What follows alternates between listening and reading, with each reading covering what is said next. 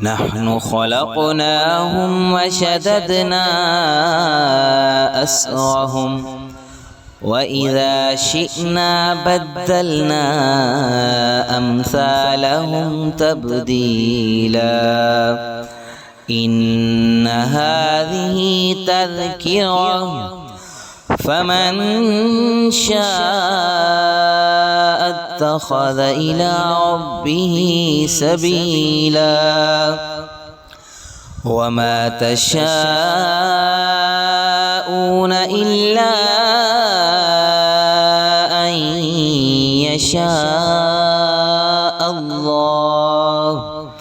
إن الله كان عليما حكيما يدخل من يشاء في رحمته والظالمين أعد لهم عذابا أليما.